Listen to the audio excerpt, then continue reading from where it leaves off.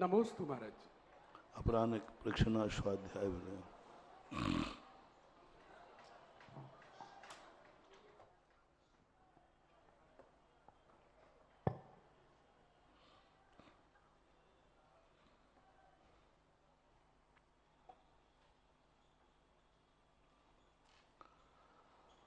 नमो अरिहन्ताणं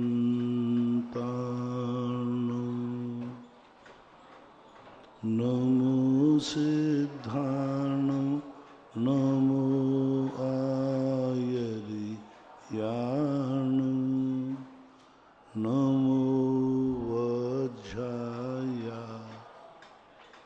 नमो लोये सवसागुणं।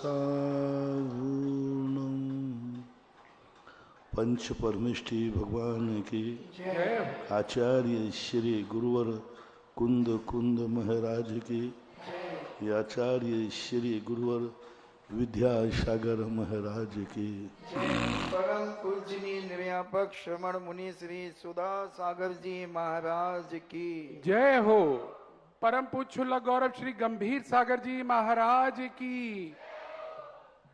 सभी श्रोतागण एवं जिज्ञासु पोष सभी को नमोस्तु करें। नमोस्तु भगवान। इच्छामी महाराज।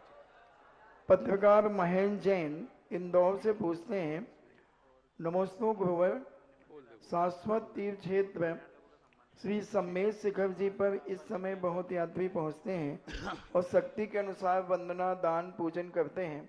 महाराज जी, ऊपर पहाड़ पर बुजुर्गों या शारीरिक असमर्थ लोगों का डोली से यात्रा करना ठीक है, प्रायः देखने में आ रहा है। हष्टपुष्ट शरीर वाले युवा बाइक और डोली के माध्यम से यात्रा कर रहे हैं। महाराज जी, धार्मिक दृष्टिकोण से कितना सही माना जा सकता है? देखो, सर्वश्रेष्ठ हो पैदल चल के ही यात्रा करने में जीवन धन्य होता है। चक्रवर्ती आदि भी वंदना पैदल ही करते हैं। असमर्थ होने पर डोली का प्रयोग करना फिर भी ठीक है, बाइक की अपेक्षा, वाहन की अपेक्षा, मोटर गाड़ी की अपेक्षा। तुम कहो कि बैलगाड़ी या वाहन मनुष्य के कंधे पे जाएंगे, नहीं, उस परिवार पलता है, उनकी आजीविका पलती है, वे खुश होते हैं। एक व्यक्ति खेती है ट्रैक्टर से करे कि बैलों से? बैलों से करना श्रेष्ठ है। तुम कहो बैल थकता है, नहीं, बैल कटने से बचता है।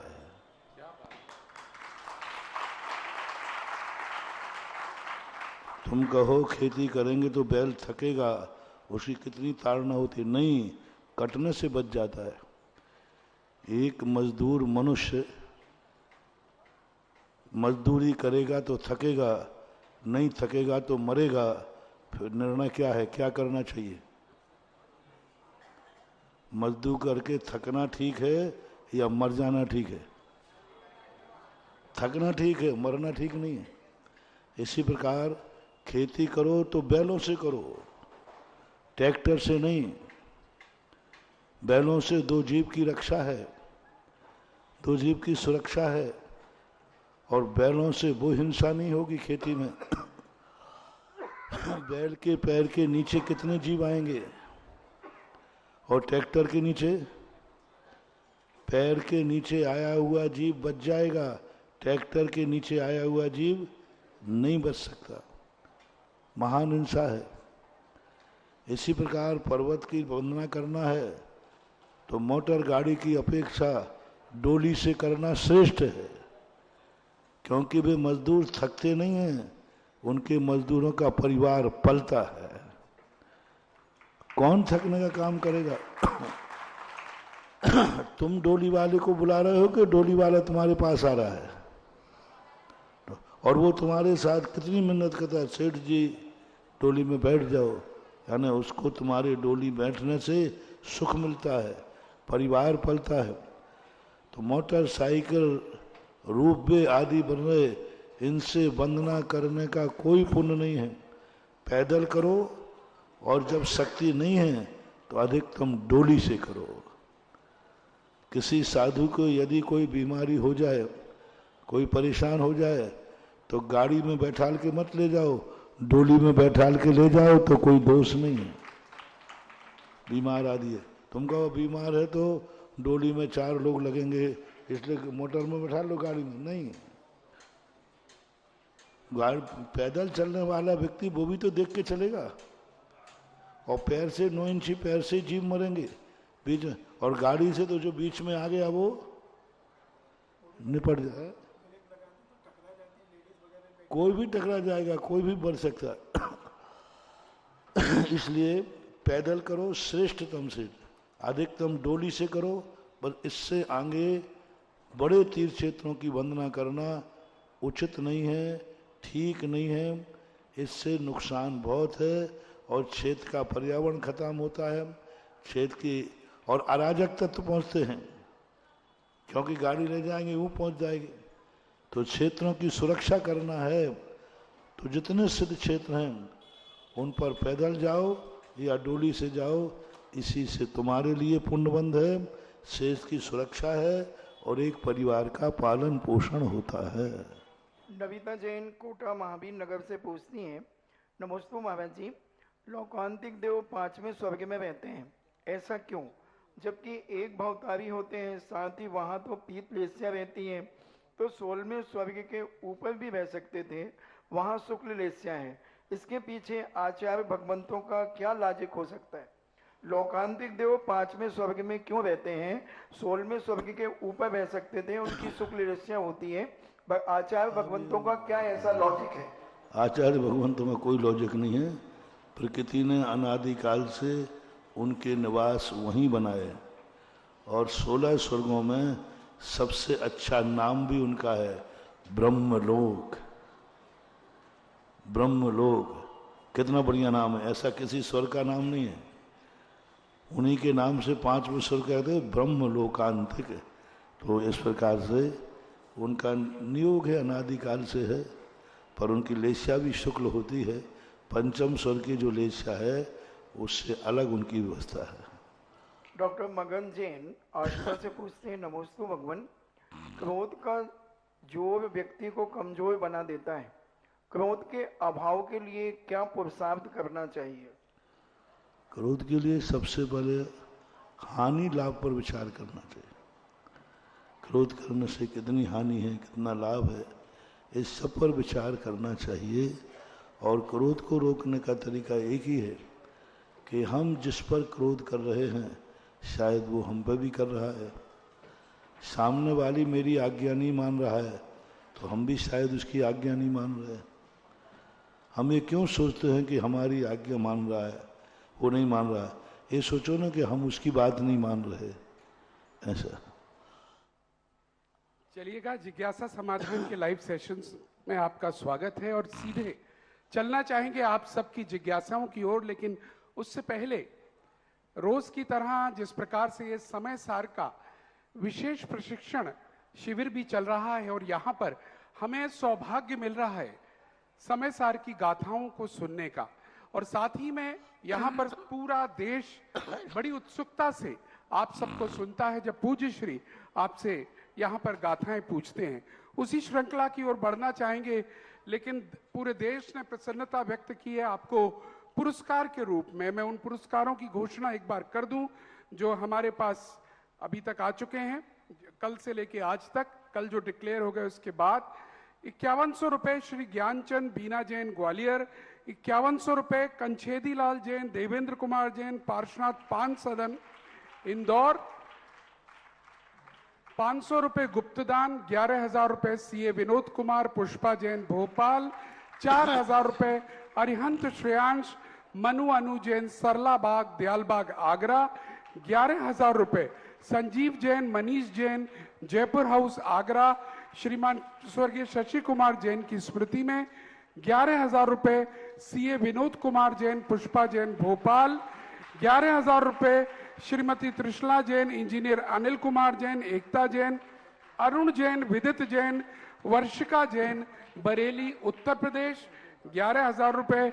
अजय कुमार पूर्णिमा जैन, उज्जैन 11,000 रुपए। पीसी जैन, उषा किरण जैन 11,000 रुपए। श्रीमती कुसुम सेठी, वाइफ ऑफ वीरेंद्र सेठी, विनय सेठी, आशीष सेठी, लाल कोठी जयपुर 11,000 रुपए। विनोद कुमारी जैन, संजय आभा, रजनी, रीतु, अजय, रश्मि, आगम, अतिशय सम्यक, स्वस्ति, छुटकी, अवधपुरी, आगरा। इन्होंने लिखा है, खासकर इन्होंने एक नोट लिखा है अपने पुरस्कार के साथ कि आपके जो परफॉर्मेंस उसे देखकर वो निशब्द हैं, इतना सुंदर सब कुछ हो रहा है। चलिएगा, आज पुनः अपन चलते हैं पूज्य गुरुदेव की आज्ञा लेकर और नाम हम पुकारना चाहेंगे। हम बहनों की तरफ चलेंगे। विदुषी शास्त्री अर्शी जैन, तृतीय वर्ष, सबसे पहले आएंगी यहाँ पर और नंबर से वो गाथाएं सुनाएंगी। 150 गाथाएं जो आपकी चल रही हैं उन्हीं में से। नमोस्तु गुरुदेव। 170 नंबर 170। मण्णाडं जन आचार्यत पडीरि वद्धम कसायं जनवर्यं पडी कैदम तस्सोदीण जीवो आचरितो दिनादवो। 187 नंबर। तैणाडि सुधुभोबम जीवद्ध पचय बहुव्य। 187 187। तैणाडि सुधुभोबम जीवद्ध पचय बहुव्यपम भजन्ते कम्मम तिळे परिणदुते जीव। 300 नंबर। जय फले मणि विशुद्धोड़ाशयं परिणमधिराय महादीम राय जद्यन्ने दूसरत्तातिम दोषे। 305 नंबर। अपड़ी कमणम दुव्यम अपच्च खाण तहे वेण्यम ए देड़ वदेशेण दो कार्गो वर्ण दो चेद। 171 नंबर। 171। 171 हाँ। मिच्छत्तम विरमणं कसाय जो गए सन्न सन्नादु भवे विदा जीवित सेवडन्न परिणाम। 307 नंबर। जावण पच्च खाणम अपड़ी कमणम च दब्ब भावाणम को वदिया दतावदु कत्ता सो दिड़ादव। ठीक है बहुत अच्छा पूरे। नमोस्तु गुरुदेव जी। और अब तैयार रहें सुधांशु जैन शास्त्री, आइए। पूरे नंबर। और उसके बाद तनीषा जैन शास्त्री।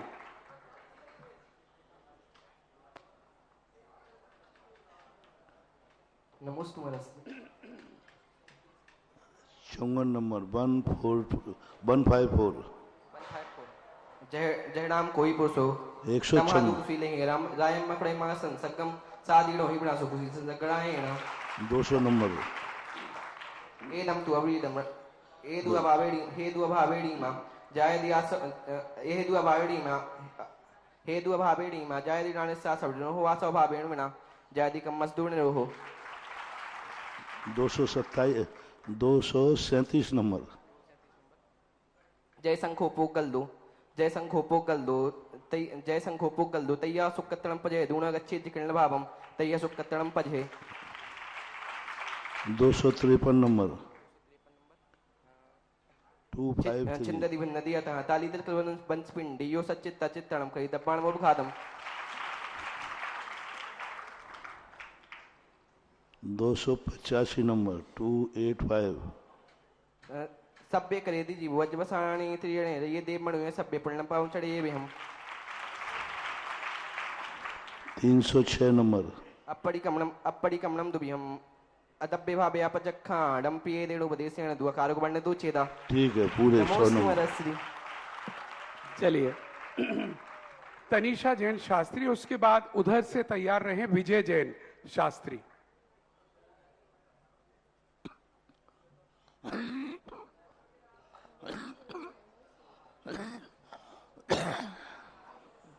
नमोस्तु गुरु। 262 नंबर 162। 262। 162 162। जीवादि सदणम सम्मतम जिनवरे सम्मतम तेसिमधिगमो नाणम रागादि परिणम चरणम यशोदमोक्ष पहो। 185 नंबर 185। हेतु च व्यापो अट व्यापस्य कारणम होन्ति तेसिंपि रागादि तेसिमभावेन भजन्ति। 205 नंबर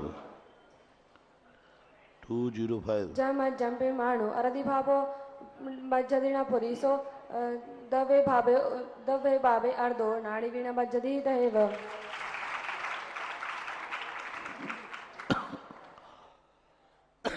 229 नंबर. 229 229.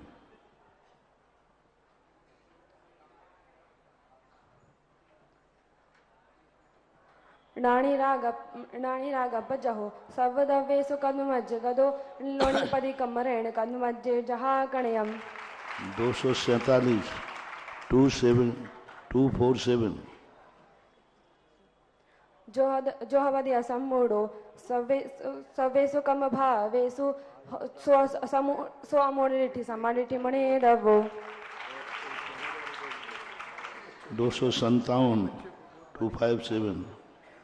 जहपुर सोचे वणरो नेह सवमी अवणिये संते रेणु बहुलम्मे ठाणे सवे करें सते वायामम 281. 281. वाचायन दुख वेमिया एदम सत्य एदम चुबदम मणिम गुणसी सवा भी ऐसे मिद्दा दुइदा कमेण जदी सत्ता ठीक है.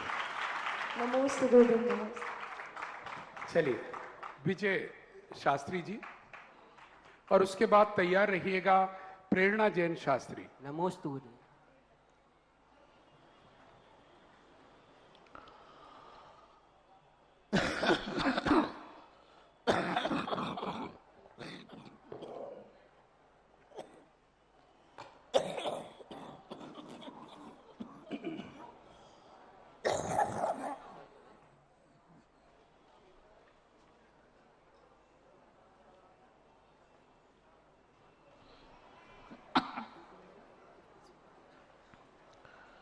एक 160 नंबर.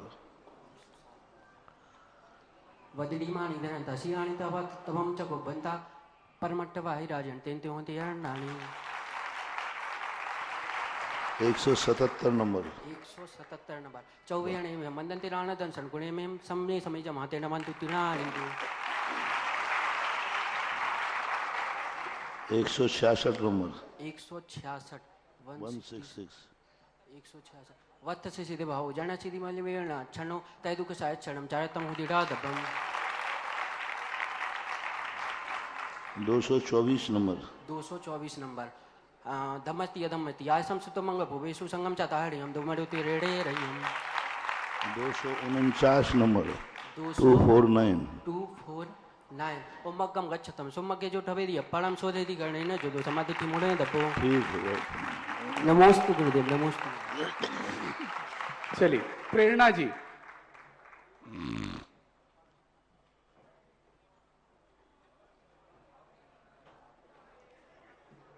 नमोस्तु महाराज जी, नमोस्तु महाराज जी, नमोस्तु। 305 नंबर. 305 अपरिकमनम दुभिहम अपरिकमनम दुभिहम अपरिकमनम च दवभावानम अपरिकमनम तहेव विन्नेयम ए देव उदेशन दुआकार गोवन्य दो चेदा 295 नंबर. आधा कुमजन आने आधा में दंसने चरिते आधा पचक आने आधा में सवरे जोग 282 नंबर. 282. 282 मनसाय दुख वे में सत्य एवं तुझम देव कुंसी सवावी ऐसे में चौधुदा कमेन जदी सत्ता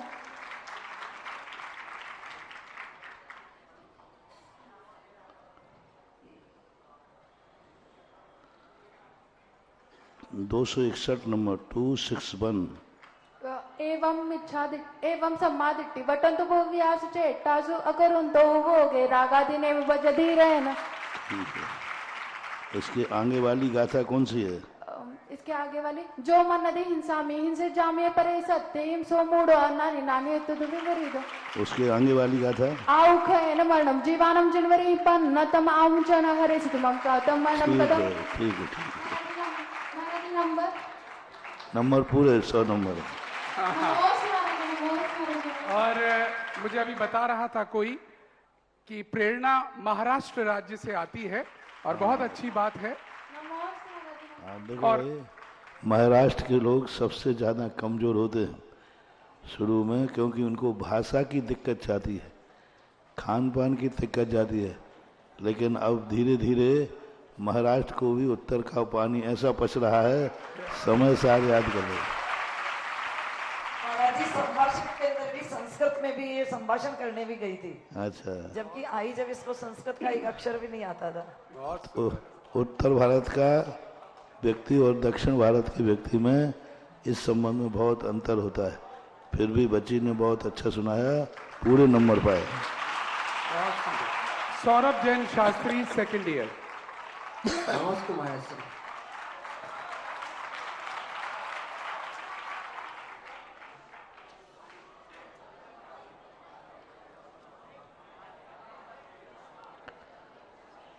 वन सिक्स सेवन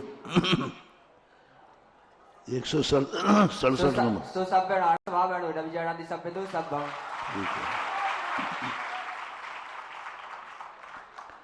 जल्दी जल्दी में उच्चारण गलत मत करो। 179 179। दंसन नाणे चरितम जम पैण मध्ये जहन भावेणे रानी ते अडिदि पुज्जति पोगल कमणे बहे हेड़े। 187 नंबर। 187 187। तेणान सिद्ध पब्बम ते वद्या बच्चा बहुवे अपम बज्जति कमम तेरा पीण हदुते जीवा। 203 नंबर। 203 रायम में दोषी अम्मे कसा 203। रायम में दोषी अम्मे दब्बे ओ भोजन तणे मा जादी सोम च दो खम च तम सो दो खड़िए में बेदती ने जड़म जादी।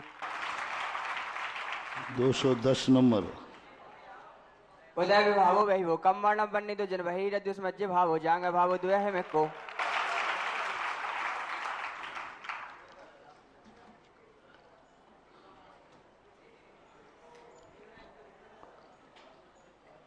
दो 285 नंबर। 285। दब्बे करे दी जीवो अज बसारा मदीना में नियम एक नहीं, दब्बे करे दी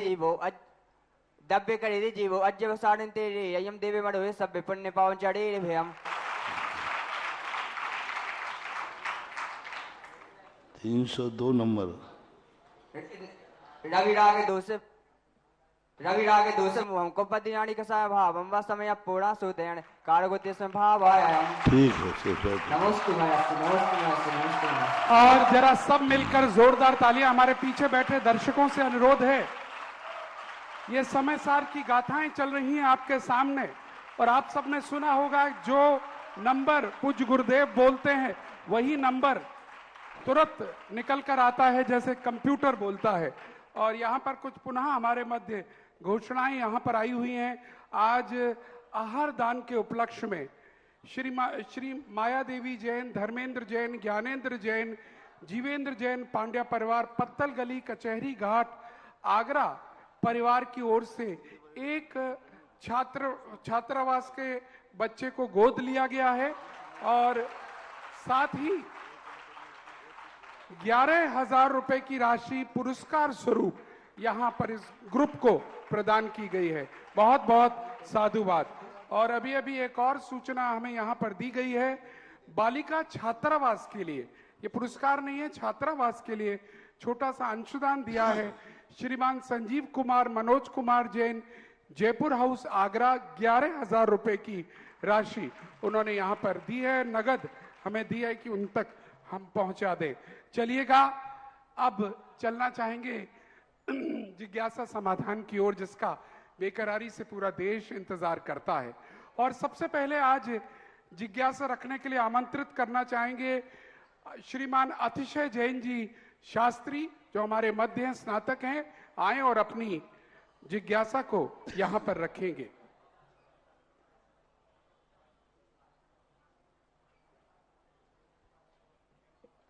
और इसके बाद तैयार रहें जिज्ञासा के लिए अड़िमा जैन शास्त्री, थर्ड ईयर। आज फिर ले लेंगे, कोई बात नहीं। मम जीवन निर्माता अनंत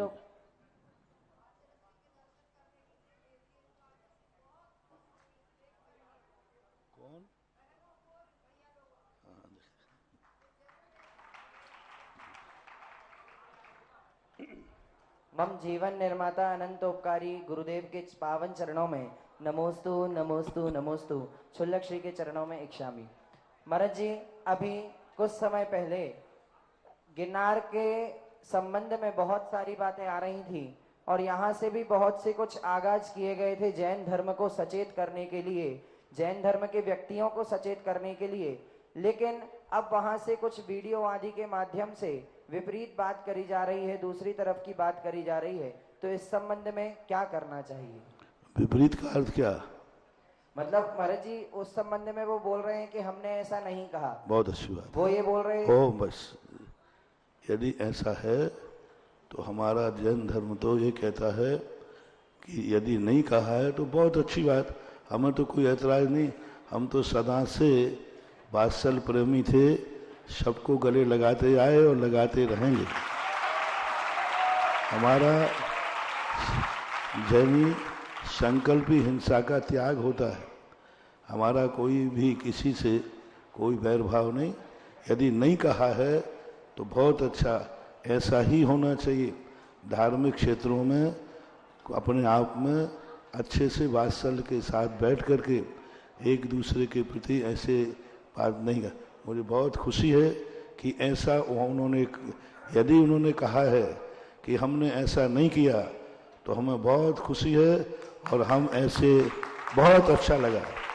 मुझे बहुत दुख था कि हमारे भारत में हिंदू और जैनी दोनों के भगवान भारत में जन्मे, दोनों के भगवानों ने भारत में विहार किया और दोनों के भगवानों को भारत से ही मुक्ति की प्राप्ति हुई। तो ओरिजिनल हम लोग भारत में रहने वाले हैं। तो हमें दुख था कि हमारे जैनियों के प्रति हमारे ही भारतवासी ने ऐसा क्यों कहा। यदि ऐसा नहीं कहा है तो इससे अच्छा समाचार कोई दूसरा नहीं हो सकता।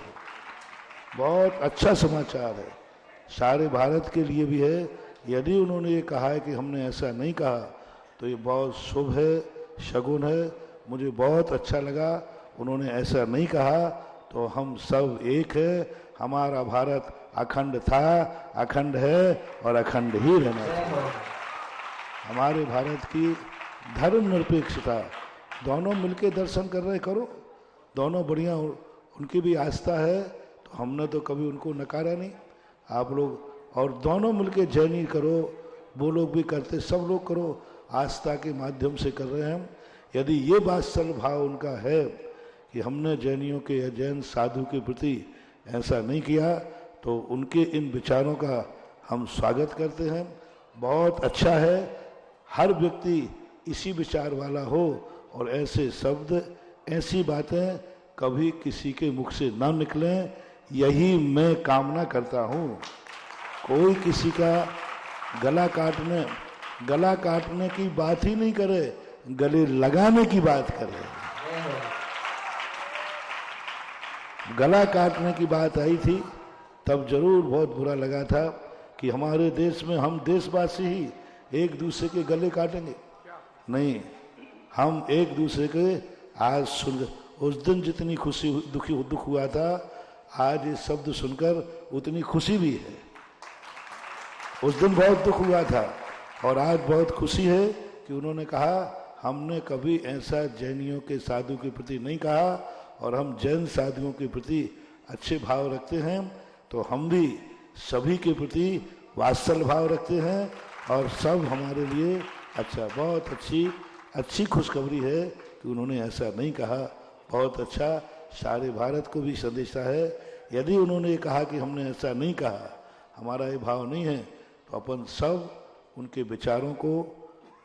विचारों का अपने आप में बहुत खुश होते हैं और अपने सारे क्लेश, सारे विकल्प, जो उस दिन शब्द सुनकर के क्लेश हुआ था, उन सब क्लेशों को, जो शब्द उन्होंने कहा कि मैंने ऐसा नहीं कहा, बस इतनी काफी है। इससे ज्यादा हमें कुछ नहीं चाहिए। ना हमारे लिए कुछ भी विकल्प नहीं, ना हमारा कोई ईगो पॉइंट है, ना कोई प्रेस्टेज है। इतना ही उन्होंने कह दिया कि मैंने ऐसा नहीं कहा, बस यही खुशी की बात है। सारे जैनियों को अपनी अशांति को शांति में परिवर्तित कर देना चाहिए। और पूरा देश सुन ले इस विषय पर। कुछ और कहना चाह रहे? भरत जी, एक समय सार जी में एक और बात आई है, जब यहाँ पर एक गाथा है, यहाँ पर एक समय सारजी में गाथा है, उसमें लिखा है असुहा दो विनिवित्ति सुहे पवित्ति या जान चारितम वद समेधि गुत्ति रूपम व्यवहार नयादु जिन भणियम। तो जो एकांतवादी लोग हैं तो वो ऊपर की लाइन का तो अर्थ करते हैं कि अशुभ से निकलना और शुभ में प्रवृत्ति करना ये चारित्र है, लेकिन इसकी अगली लाइन है वद समेधि गुत्ति रूपम, जो व्यवहार नयादु जिन भणियम, तो इसकी व्याख्या वो नहीं करते।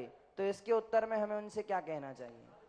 उनसे यही कहना चाहिए अशुभ की निवृत्ति और शुभ की प्रवृत्ति व्रत समिति गुप्ती के बिना बन ही नहीं सकती।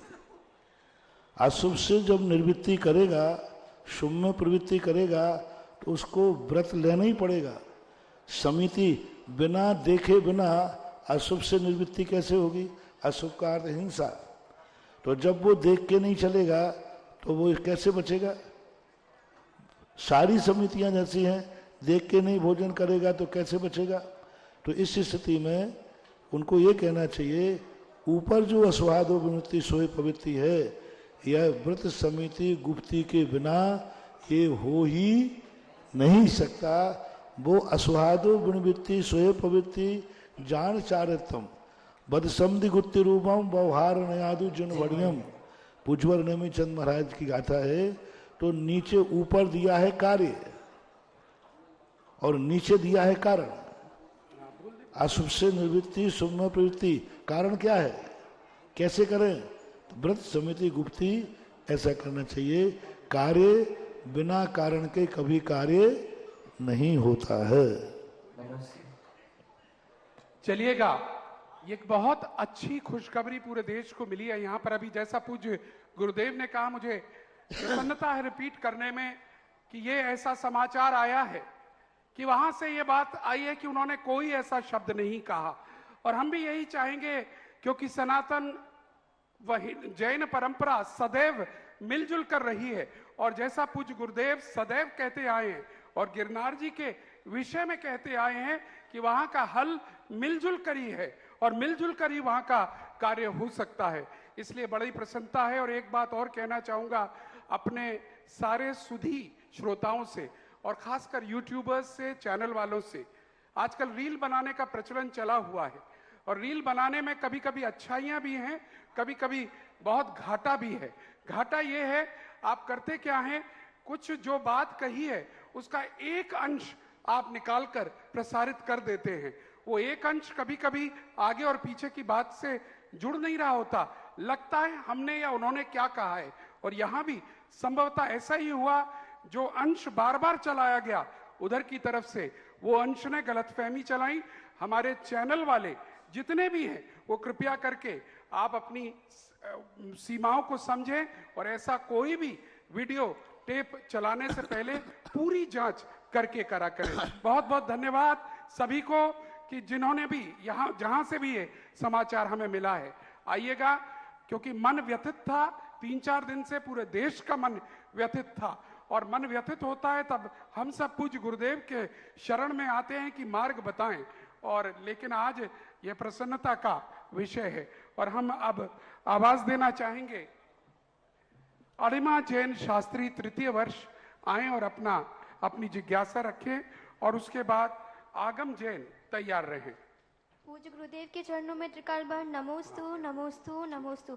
छुल्लक श्री के चरणों में इच्छामि इच्छामि इच्छामि। मुनिश्री, जैन धर्म का मूलभूत सिद्धांत है मद्य मांस और मधु का त्याग, जिससे मद्य मांस और मधु का त्याग जैन धर्म का मूलभूत सिद्धांत है, जिससे पूरा भारतवर्ष का सभी जगह यह जाना जाता है कि जैन धर्म के जो वासी होते हैं वह मद्य मांस और मधु का सेवन नहीं करते हैं। लेकिन वर्तमान में देखने में यह मिलता है, जितने जैन धर्म के अनुयायी हैं वह सबसे पहले फास्ट फूड के ठेले पे जाते हुए दिखते हैं। और जहां तक देखने में अब तो यह मिलता है कि Jain fast food house, Jain fast food channel, ऐसे गुरु के नाम पे भी फास्ट फूड के सेंटर रखे जाने लगे हैं। तो गुरुदेव, मेरा प्रश्न ये है कि ये कहाँ तक उचित है कि अपने मूलभूत सिद्धांतों पे लात मारना, और ऐसे जो श्रावक फास्ट फूड इत्यादि का सेवन करते हैं क्या वह आहार देने की और जैन धर्म का अपना नाम लगाने के योग्य है कि नहीं है? हमेशा से क्या हुआ है, गंदा व्यक्ति अच्छे भेष में ही जाकर के अपनी गलत बात सिद्ध कर पाता है। रावण को भी सीता का अपहरण करने के लिए अच्छा भेष धारण करना पड़ा साधु का। इसी प्रकार से गंदी चीज को जब कोई नहीं बेच पाते हैं तो उसका असली नाम रख देते हैं। और तो नाम देख करके व्यक्ति सोचता है कि ये तो इस नाम वाली, हमें कोई लेने में बाधा नहीं है। हमारे भारत देश में पहले कोई ना मछली पालन था और ना मुर्गी पालन था, कुछ नहीं था, क्योंकि हमारे यहाँ ऋषि बनो या कृषि करो। तो राजनीति ने क्या किया, इन सबको कृषि उद्योग में रख दिया, कृषि उद्योग में रख दिया। मत्स्य पालन आदि जो है कृषि उद्योग, जिससे लोगों को ये मालूम, भोले भाले प्राणी हैं, वो समझते हैं। जब हम बंगाल में, उड़ीसा में विहार कर रहे थे पूज्य श्री के साथ में, एक स्थान पर बैठे तो एक व्यक्ति कहता है, महाराज ने पूछा आप क्या करते? साहब मैं किसान हूँ, कृषि का सर्टिफिकेट मिला हमें। अच्छा कितनी खेती है? बोले घर में एक छोटा सा तालाब है, महीने भर में 1-1.5 क्विंटल मछली हो जाती। मछली और कृषि, तब वहाँ समझा कि कृषि के अंतर्गत ही इसको देते हैं। तो इस ढंग से किया जाता है। अब जैनी वैसे तो लेंगे नहीं मांसाहार, तो भोजन में मिला करके दिया जाने लगा, फास्ट फ्रूट आदि मिला करके देने जाने लगा।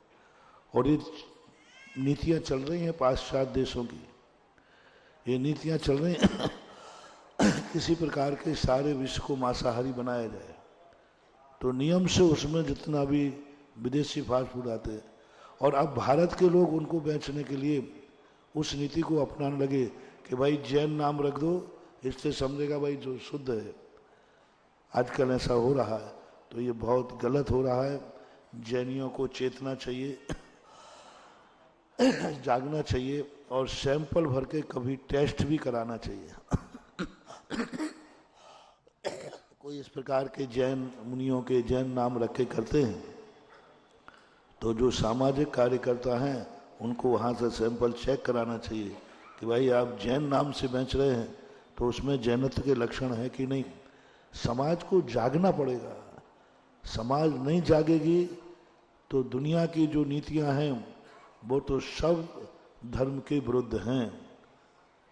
धर्म के विरुद्ध में जाकर के और धर्म से भ्रष्ट करना चाहते। दुनिया की नीतियां तो ये चाहती हैं ये धर्म खत्म हो जाए, बस सामान्य रूप से दुनिया जिए। तो अपन सबको सावधान रहना पड़ेगा। बहुत बड़ा दोष है ये। और आप जो फास्ट फूड वगैरह जो भी खा रहे हैं, इनको तुरंत त्याग देना चाहिए। अपना घर का भोजन करो, बहुत बढ़िया भोजन है तुम्हारे घर का। फास्ट फूड वगैरह से अनेक बीमारियां हैं। सब अनाज भी है तो गंदा, और चीज़ें तो डली हैं गंदी, लेकिन अनाज सब चीज़ गंदी होती है। बस उसको टेस्टेबल बना देते हैं, आप खा जाते हैं। अपने घर की भोजन, स्वयं का अपने यहाँ का भोजन, भारतीय भोजन ही भोजन है, बाकी सब काम चलाऊ है। ऐसा कर चलिएगा, भारतीय भोजन ही श्रेष्ठ भोजन है, बाकी काम चलाऊ है। अगला प्रश्न आगम जैन का। क्या मौसम है, क्या समा है? क्या मौसम है, क्या समा है? प्रिय स्वर ध्वनि से गूंजा आसमां है, और सुधा बाबा के चरणों की धूल पाई हमने। सुधा बाबा के चरणों की धूल पाई हमने। अब इस धरती के आगे वो स्वर्ग भी कहाँ है? अब इस धरती के आगे वो स्वर्ग भी कहाँ है? गुरुवर के चरणों में कोटिशा नमोस्तु नमोस्तु नमोस्तु। तुल्लक जी के चरणों में एक शामी। गुरुदेव, जिज्ञासा ये है कि जब हम पूजन करते हैं तो स्थापना करते समय कई लोग ऐसा करते हैं कि 3 पुष्पों से या फिर बहुत सारे पुष्प चढ़ा देते हैं, लवंग से, और कई लोग हाथों से भी क्रिया करते हैं। तो उसकी सही विधि क्या है? स्थापना तो होना चाहिए। तदाकार अतदाकार स्थापना से इसका संबंध नहीं है। ये पूज्य स्थापना है, लेकिन उसमें भगवान की स्थापना नहीं होना चाहिए। वो पूजा के संकल्प की स्थापना है। मैं आदिनाथ की पूजा कर रहा हूँ, भगवान बलि चंद्र प्रभु हैं, तो आदिनाथ की पूजा का संकल्प है वहाँ। तो ये संकल्प के चावल हैं। अब ये भगवान के चावल नहीं, इसमें भगवान की स्थापना नहीं है। यदि भगवान की स्थापना हमारे यहाँ जब होती है जब उसमें प्राण प्रतिष्ठा हो, सूर्य मंत्र दिया जाए, तब जाकर के वो चावलों में भगवान की स्थापना। कुछ लोग मानते हैं कि इन चावलों में आदिनाथ भगवान की स्थापना की गई है। आदिनाथ अत्रो अत्रो तिष्ठो तिष्ठो ठाठा, ये कहते ही लगा लेते हैं लोग। ऐसा नहीं है, ये तो व्यवहारिकता है जो कहा जाता है, लेकिन वास्तविकता वो संकल्प के चावल हैं। तो संकल्प के चावल में 1 2 3 ऐसा चढ़ाने का कोई उल्लेख नहीं है, लेकिन स्थापना को आप नकार नहीं सकते। सभी प्रतिष्ठा पाठों में, सभी पूजाओं में हमेशा से स्थापना चलती आई है, स्थापना होना चाहिए। अंत में आशिका लेनी चाहिए कि नहीं लेनी? आशिका लेना चाहिए। क्यों लेना चाहिए? भगवान की आशिका नहीं है वो। जिस पूजा का हमने संकल्प किया था, जो पूजा मैंने की, वह आशिका मैं उसको धारण करता हूँ। जैसे हमने आज बताया था ना, इत्याशीर्वाद। इत्याशीर्वाद का अर्थ है, हे भगवान, जो मैंने आपका गुणानुवाद किया वह गुण मुझे प्रकट हो। महाराज जी, इसमें जल डालना चाहिए कि नहीं? ये सब चीज़ों का कोई मतलब नहीं है। जल इसलिए डाल देते हैं कि आपको पता चल जाए कि इसका विसर्जन हो गया। यदि जल नहीं डाले बिना भी अपन कर सकते विसर्जन, कोई बाधा नहीं। लेकिन दूसरा आकर उसको क्या समझेगा कि अभी विसर्जन नहीं हुआ है, तो ये प्रतीक रूप में बना लिया। आगम में इसकी कोई चर्चा नहीं है। जल डाल सकते हैं हम, लेकिन वो गंधोदक नहीं है। पूरे चावलों से स्थापना करना चाहिए, लेकिन वो भगवान की स्थापना नहीं है। आशिका लेना चाहिए, लेकिन वो भगवान की चरण नहीं है। वो आशिका मात्र संकल्प को मैं, आशीर्वाद का अर्थ क्या? तथास्तु, वैसा ही हो। जैसे प्रभु आप हो वैसा मैं हूं। तथास्तु का अर्थ क्या है? वैसा ही हो। आशिका का अर्थ भी यही है, हे भगवान, जैसे आप हैं ऐसा मैं भी हूं। इसका अर्थ होता है आशिका। इसलिए अभिप्राय बदलना है, क्रिया तो करना है। चलिए, ये जिज्ञासा पहले भी आई थी, और लेकिन बहुत इंपॉर्टेंट है। जैन शास्त्री तृतीय वर्ष। मेरे गुरु के चरणों में बारम्बार तेरह नमोस्तु नमोस्तु नमोस्तु। गुरु जी, मेरा जिज्ञासा ये है कि जो महावीर भगवान के जीव ने चतुर्थ काल में जो 363 मत का जो धर्म का विच्छेद करा था, जिस धर्म से, तो क्या ये हर उत्सर्पणी अवसर्पणी काल की विशेषता है कि 363 मत से ही धर्म का विच्छेद होगा? ये ऐसा नहीं है। असंख्यात 24 निकल जाने के बाद एक हुंडा अवसर्पणी काल आता है। मात्र वो अवसर्पणी, उत्सर्पणी नहीं होता, अवसर्पणी काल, जो 10 कोड़ा कोड़ी सागर वर्ष का होता है। एक काल, एक मतलब हुंडा अवसर्पणी, और 10 कोड़ा कोड़ी सागर का होता है उत्सर्पणी। तो हुंडा अवसर्पणी बोलते हैं। असंख्यातों काल व्यतीत होने के बाद आता है, लेकिन आता है। तो उस हुंडा अवसर्पणी में 363 मतांतर बन जाते हैं, बाकी हमेशा नहीं रहते। विदेश क्षेत्र में आदि में ये नहीं है। यहाँ भी आगे जो उत्सर्पणी काल आएगा, महापद्म नाम के तीर्थंकर भाभी 24 होगी, चौथा काल आएगा, उस समय ये मतांतर कुछ भी नहीं होंगे। तो आगे धर्म का विच्छेद नहीं होगा? जो अवसर्पणी उत्सर्पणी काल होंगे तो वहाँ पर धर्म का विच्छेद नहीं होगा? नहीं, उत्सर्पणी काल में धर्म का विच्छेद नहीं होगा। जो हुंडा उत्सर्पणी के दोष हैं वे सब नहीं होंगे। निरंतर जैसे बीच काल में, तीर्थंकरों काल में धर्म का विच्छेद हुआ, आगे नहीं होगा। सीधा इसका समापन होगा। बीच में 2 छठे काल आएंगे, फिर एक पंचम काल आएगा, फिर चौथा काल जैसे लागू होगा, तैसी सब व्यवस्थाएं निरंतर बन जाएंगी। Saurabh Jain Shastri, second year, third year.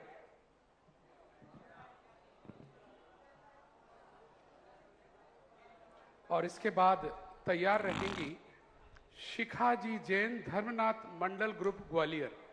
परम पूज्य गुरुदेव के चरणों में बारंबार नमोस्तु नमोस्तु नमोस्तु। छुल्लक जी के चरणों में इच्छामी इच्छामी इच्छामी। महाराज श्री, मेरी जिज्ञासा ये है कि एक समय में जो कार्बन वर्गणाएं ग्रहण की जाती हैं उनका मूल एवं उत्तर प्रकृतियों में बंटवारा किस प्रकार होता है? एक समय में जो कार्बन वर्गणाएं ग्रहण की जाती हैं उनका मूल एवं उत्तर प्रकृतियों में विभाजन किस प्रकार होता है? पहले जो कर्म वर्गणाएं आती हैं सामान्य आती हैं, उसके बाद उनका 8 का बंटवारा होता है। सबसे ज्यादा द्रव्य वेदनी को दिया जाता है, फिर उसके बाद जाकर के उप प्रकृतियां, मूल प्रकृतियों में से उप प्रकृतियों को बंटवारा दिया जाता है। जैसे कोई 2 भाई हैं और उनके 2 बेटे हैं, तो पहले पैतृक संपत्ति के 2 भाग किए जाएंगे और 2 भाग में से किसी भाई का मान लो 3 बेटे हैं किसी के 2 बेटे हैं, तो उसका 3 बेटों में भगेगा, उसका 2 में, लेकिन मूल में तो 2 ही बनेगा। तो पहले 8 विभाग होते हैं, 8 विभागों में फिर जो उत्तर प्रकृतियों में विभाजन होकर के मूल प्रकृति का कोई द्रव्य नहीं बचता। मूल प्रकृतियों में जो द्रव्य आया है, जैसे मान लो वेदनी का आया, तो वेदनी के द्रव्य के नाम से कुछ नहीं बचेगा। जितना साता में जाना है साता में जाएगा, असाता में जाना है साता में जाएगा। मूल प्रकृति कोई होती ही नहीं साता और असाता में। लेकिन प्रारंभ में 8 भाग होंगे, फिर 148 भाग यथायोग गुणस्थान के अनुसार हो जाते हैं। महाराज श्री, क्या निसर्गत सम्यक दर्शन जब होता है तो निसर्गत सम्यक दर्शन से पूर्व देशना लब्धि की आवश्यक है या नहीं? निसर्गत सम्यक दर्शन का कथन मात पूज्यवर उमा स्वामी महाराज ने किया है और इनके टीकाकारों ने, और किसी अन्य आचार्यों ने, षटखंडागमकार आदि इन ग्रंथों में कहीं निसर्गत संबंध दर्शन नहीं मिला, न कसाय पहाड़ में न मूल में। निसर्गत सम्यक दर्शन में बिना देशना लब्धि के सम्यक दर्शन होता ही नहीं। अब उसमें ये बनाया गया कि प्रत्यक्ष रूप से जिनकी देशना नहीं है उनको निसर्गत कह दिया। जैसे जाति स्मरण में, 7वें नरक में जाति स्मरण है, ना तो जिम्बन दर्शन है ना धर्मोपदेश है, कुछ नहीं, तो उन्होंने कहा जाति स्मरण। पूर्व भाव की उनको याद आती है, पूर्व भाव में भगवान का दर्शन किया, पूर्व भाव में प्रवचन सुना, उस जाति स्मरण से कहा, तो इनडायरेक्ट रूप से देशना लब्धि तो आ ही गई, भली पूर्व भाव का सही, स्मृति में सही। लेकिन वहाँ ये मान लिया गया, पूज्यपाद स्वामी ने कहा कि पूर्व का प्रत्यक्ष में जो उपदेश सुन करके निमित्त पा करके जो सम्यक दर्शन होता है वो अधिगमज है, और प्रत्यक्ष रूप से उसी भाव में उपदेश आदि बिना निमित्त के जो होता है वो नैसर्गिक है। नैसर्गिक संबंध दर्शन 2 ही प्रकार का कहा है, जाति स्मरण और वेदना, ये 2 से है। महाराज जी, तो फिर ये देशना लब्धि मिथ्या दृष्टि के उपदेश से हो सकती है या नहीं? हो सकती है, क्योंकि कितने मिथ्या दृष्टियों के उपदेश से लोग सम्यक दर्शन को प्राप्त होकर मुनि बन गए और मुनि बनकर के मोक्ष चले गए। क्योंकि देशना लब्धि में उसका आचरण देखा जाता है और जो उपदेश दे रहा है वो देखा जा सकता है। कई आचार्यों ने स्वीकार किया है कि सम्यक दृष्टि की देशना से ही सम्यक दर्शन होता है, तो वहाँ सम्यक दर्शन न लेकर सम्यक ज्ञान उसका भली ना हो, लेकिन द्रव्य सुत यदि सम्यक है तो मिथ्या दृष्टि को ज्ञान से भी हो सकता है। क्योंकि सम्यक दर्शन और मिथ्या दर्शन सामने वाले के ज्ञान का विषय नहीं है। चलिए, श्रीमती शिखा जैन, और इसके बाद तैयार रहिएगा निखिल जैन, 2nd ईयर।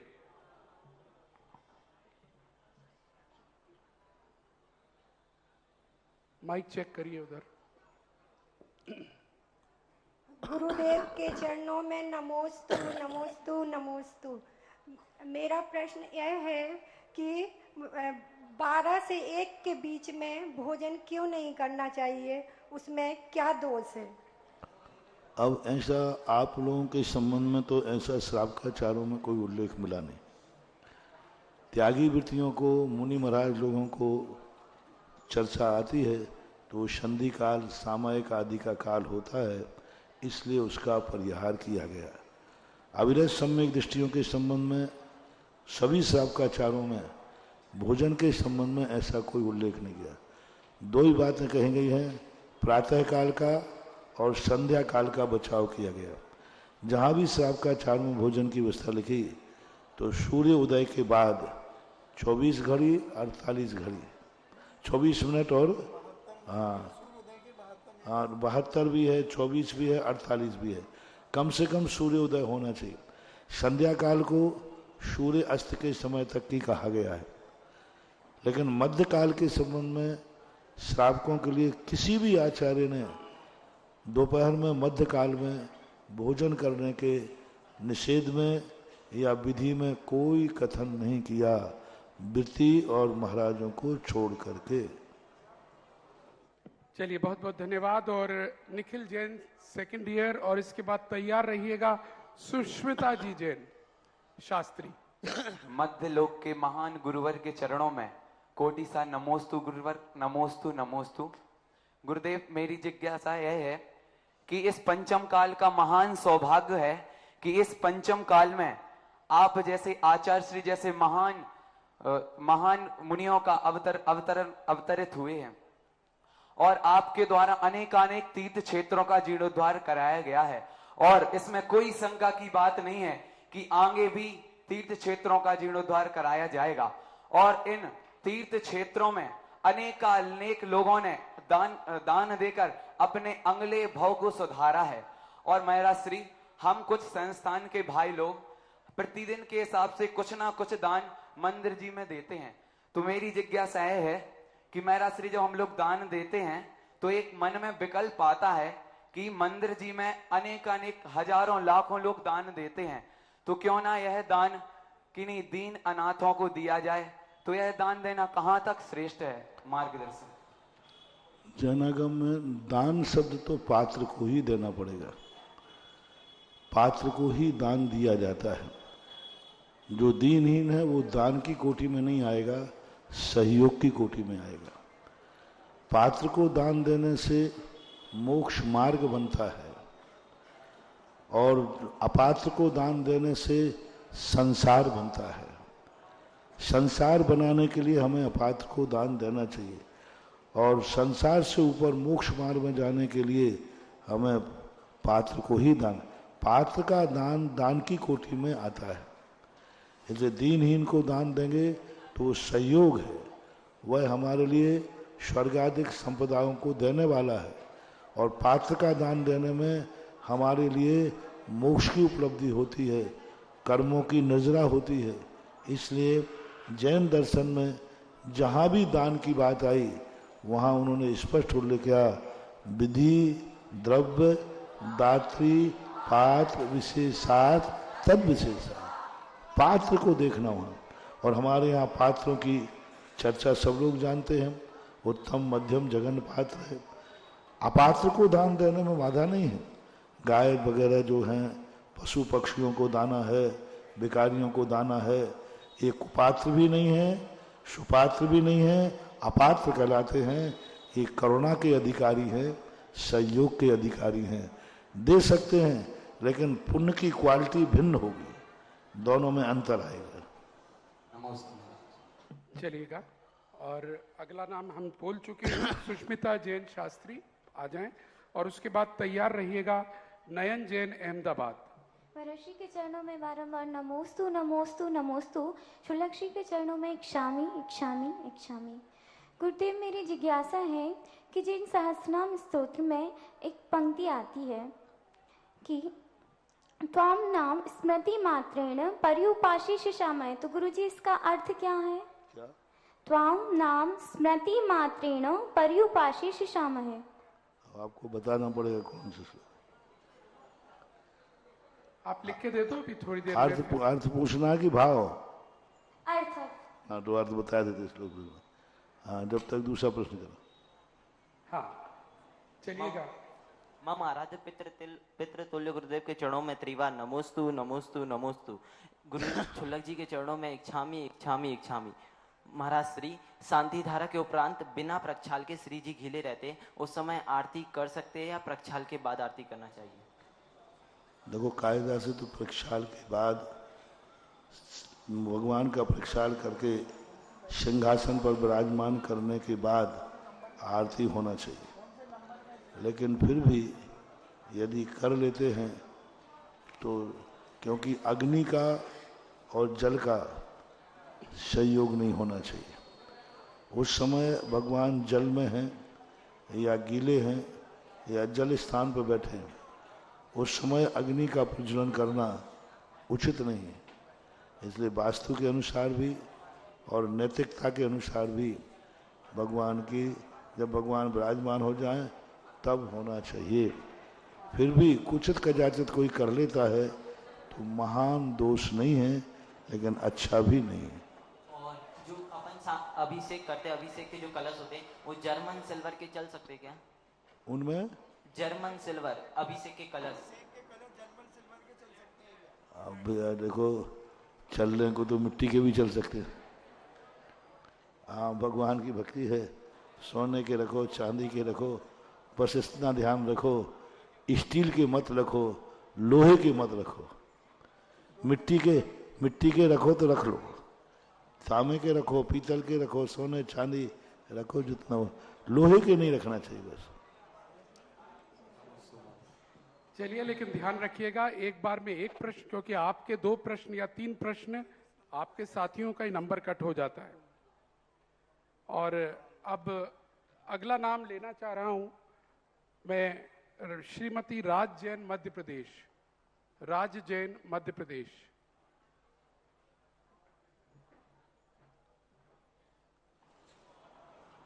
अलमस्ताम गुणस्त्रोत मनंतास्तावका गुणः 2 मिनट रुक जाए। त्वाम नाम स्मृति मात्रेण पर्योपासी से सामहे। आपके संपूर्ण गुणों के स्रोत जो हैं अनंत हैं। हमने 1008 गुण कहे, ये तो कुछ नहीं है। यदि संपूर्ण गुणों को मिलाया जाए तो कितने हैं? अनंत गुण हैं। त्वाम नाम स्मृति मात्रेण है, लेकिन जब आपके अनंत गुण हैं तो मैं अनंत गुणों को स्मरण कर नहीं पाया, तो अनंत गुणों का स्मरण नहीं कर पाऊंगा तो मेरी भक्ति पूरी नहीं होगी। तो जयसेन स्वामी कहते हैं, जिनसेन स्वामी कहते हैं, नहीं, गुण तो आपके अनंत हैं, लेकिन आपके एक गुण की स्मृति मात्र से हमारे संपूर्ण प्रकार के कार्यों की सिद्धि हो जाती है। कितनी अच्छी बात कही। आप में गुण तो अनंत है और अनंत गुण हम कह नहीं पाएंगे, इसलिए आपके एक गुण की भी, छोटी भी गुणों की स्मृति करने से हमारे संपूर्ण कार्य पर्योपासी से सामये, संपूर्ण रूप से चारों तरफ से अच्छी तरह से मेरे कार्यों की सिद्धि हो जाती है। चलिएगा। हाँ, श्रीमती राज जैन। गुरुवर के चरणों में त्रिवार नमोस्तु नमोस्तु नमोस्तु।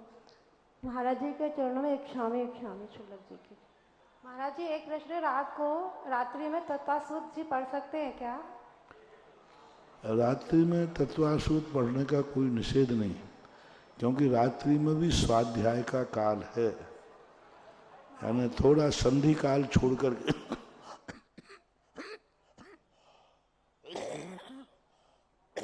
संधि काल छोड़ करके पढ़ सकते हैं। जैसे अभी जो है तो अब आपको स्वाध्याय का काल चालू हो जाता है, कर सकते हैं। फिर रात्रि में भी 2 बार स्वाध्याय का काल आता है, तो ऐसी कोई बाधा नहीं। चलिएगा, बहुत बहुत धन्यवाद। बहुत बहुत धन्यवाद। एक ही प्रश्न का मैं बार बार रिक्वेस्ट कर रहा हूं। सुरेश चंद जैन, शाकाहारी, ग्वालियर, श्रमण संस्कृति संस्थान 12 वर्षीय पाठ्यक्रम के ये 6वें वर्ष का कोर्स कर रहे हैं। आपकी जिज्ञासा वहां पीछे भेज दीजिएगा। महाराज जी, शुल्लक जी को इच्छा में। महाराज जी, मैं आपका बहुत उपकारी हूँ। जब से 12 वर्षीय पाठ्यक्रम में प्रवेश लिया है तो कम से कम हमारा जीवन जो है बुढ़ापे का आराम से कटता है। क्या बात है, तालियां बजाइएगा। सबसे बड़ी प्रशंसा है कि उसमें हमेशा नित्य जो है ध्यान लगा रहता है और कभी समय की कमी नहीं पड़ती है। मतलब दिन कब आराम से निकल जाता है। मेरा जिज्ञासा है कि वृत्ति 2 प्रकार के बताए हैं, एक देश वृत्ति और एक महावृत्ति। वृत्तों की स्थिरता के लिए 5 भावनाएं बतलाई हैं, परंतु उनका जो उदाहरण दिए गए हैं वो सब महाव्रत को मानकर ही दिए गए हैं। जैसे ईरिया समिति का पालन वर्तमान में मुनि महाराज जी करते हैं। आदान निक्षेपण समिति आता है, उसमें पीछी कंबल को उठाने और रखने की बात आती है। आचार्यों व्रत में शून्यागार, विमोचतावास, परोपरोधाकरण, भैक्षुद्धि और साधन भी विसंवाद, ये जितने भी भावनाएं हैं वो सब महावृत्ति के हिसाब से दी गई हैं। हम वर्तमान में ग्रस्त या श्रावक हैं, वो किस प्रकार से भावनाएं भाएं कि जिससे हम अपने देश व्रतों का पालन कर सकें। बहुत अच्छा प्रश्न है, हाँ बहुत बढ़िया प्रश्न है। पहली बात तो हमें खुशी है कि 12 वर्ष के कोर्स ने वृद्ध लोगों की जिंदगी संभाल दी। इन दादाजी की खुशी के मैं अपने शब्दों में सारे भारत के वृद्धों से कहना है, अपने लड़का बहू से लड़ने की अपेक्षा, दुनिया भर की यहाँ वहाँ बैठकर समाज की गप्पें करने की अपेक्षा इस वृद्ध अवस्था में 12 वर्षीय कोर्स को पढ़ने में लगा दो। नहीं समझ में आए तो कोई बात नहीं, भले तुम्हें कुछ भी प्राप्त नहीं हो, कम से कम अशुभ से तो बच जाओगे, यहाँ वहाँ की बातें तो बच जाओगे। और इस वृद्ध अवस्था में इससे अच्छा और क्या हो सकता है। जितने रिटायरमेंट लोग हैं, जितने रिटायर्ड हो चुके हैं, उन सबको अनिवार्य कर देना चाहिए 12 वर्षीय कोर्स। यहाँ वहाँ के विकल्प में, अब तुम रिटायर्ड हो चुके हो, कोई कहीं जाना नहीं, घर में ही ज़्यादा रहते हो, और जितने ज़्यादा तुम घर में रहोगे और काम नहीं रहे इस कोरोना के समय पर कितने घर टूटे मालूम आपको? कोरोना के समय कितने घर टूटे हैं, क्योंकि 24 घंटे घर में सब लोग रहे, झगड़े हुए हैं, मारपीट हुए, कोर्ट केस हो गए कोरोना के कारण। सारे अभी तो क्या था, बच्चे स्कूल जाते थे, पिता कहाँ चला गया व्यापार में, पत्नी का झगड़े। अब 24 घंटे जब वहीं रहे तो इतने झगड़े हुए कि बहुत अनर्थ हुआ है कोरोना के समय। अच्छे अच्छे घर टूट गए, अच्छे अच्छे मियाँ बीवी में तलाकें हो गई, अच्छे अच्छे बेटे अनाथ हो गए इस कोरोना के समय, क्योंकि जब 24 घंटे एक घर में रहोगे और काम धंधा कुछ है नहीं। इसी प्रकार तुम लोग रिटायर्ड हो चुके हो और 24 घंटे घर में रहोगे तो मियाँ बीवी नोक शोक होती रहेगी, परिवार में भी नोक शोक करते रहोगे। तो जितने रिटायरमेंट हैं उन सबको 12 वर्षीय कोर्स अटेंड कर लेना चाहिए। शांति से बुढ़ापा निकल जाएगा, अंगड़ा भाव सुधर जाएगा।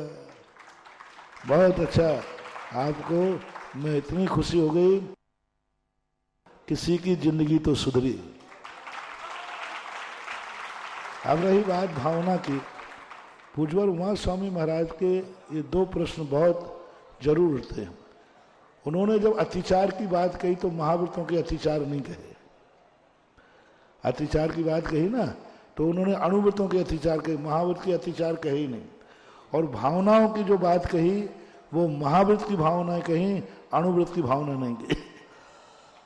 इसका मूल लॉजिक है कि मजबूरी है। अणुव्रत हमारा धर्म नहीं है, हमारा स्वभाव नहीं है, हमारा लक्ष्य नहीं है।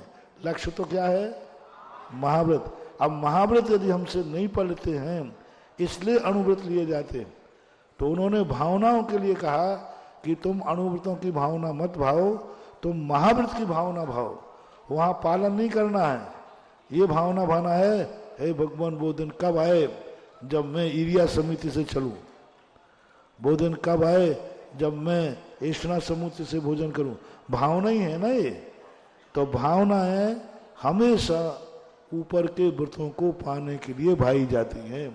ये लग अणुव्रतों की भावना भा देते तो तुम्हें अणुव्रत ही प्राप्त होते, लेकिन महाव्रत हमें प्राप्त करना है, इसलिए भावनाओं में महाव्रत का वर्णन किया गया है। ऐसा मान चलिएगा, बहुत बहुत धन्यवाद। और इसी संदेश के साथ पूज्य गुरुदेव के कि हम लोगों को सभी को 12 वर्षीय कोर्स में आगे बढ़ना चाहिए। और अभी तक खासकर जो लोग रिटायरमेंट में हैं उनको तो अपना समय बिताने के लिए सबसे बढ़िया अगर कोई साधन है तो 12 वर्षीय कोर्स है जो श्रमण संस्कृति संस्थान के द्वारा चलाया जाता है। उसमें रजिस्टर किया जा सकता है।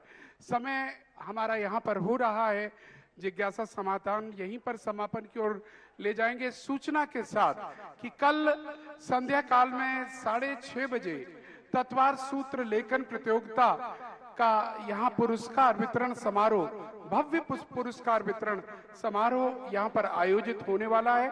आप सबसे अनुरोध है, जितने भी लोग हमारी बात को सुन रहे हैं, देख रहे हैं, कि कल आप सभी लोग जिज्ञासा समाधान के बाद यहीं पर रुकेंगे और ऐतिहासिक तत्वार सूत्र लेखन प्रतियोगिता का पुरस्कार जो यहाँ पर होगा उसमें आप सभी लोग पार्टिसिपेट करेंगे। और इसी के साथ अब समय है आरती की बोली का। कौन सौभाग्यशाली होगा जो यहाँ आगे आकर आरती करने का सौभाग्य लेगा। 11,111 रुपए आरती करने का सौभाग्य, 11,111 रुपए। शीघ्रता से उनको मौका मिलता है यहाँ ऊपर आके आरती करने का। कोई भी व्यक्ति या ग्रुप इस कार्य को आगे ले सकता है। 11,111 रुपए आरती करने का सौभाग्य। शीघ्रता से अपने भावों को अर्पण करें। 11,111 रुपए, 11,111 रुपए आरती करने का सौभाग्य। कौन सौभाग्यशाली है? शीघ्रता से आप अपना मन बनाएं। 11,111 रुपए। पीछे हमारे जितने भी श्रोता बैठे हैं, कौन सौभाग्यशाली है जिनको आज सौभाग्य मिलेगा यहाँ पर आकर आरती करने का? शीघ्रता से मन बनाएं। 11,001 भाई साहब आ चुके हैं, आगे आ जाएं।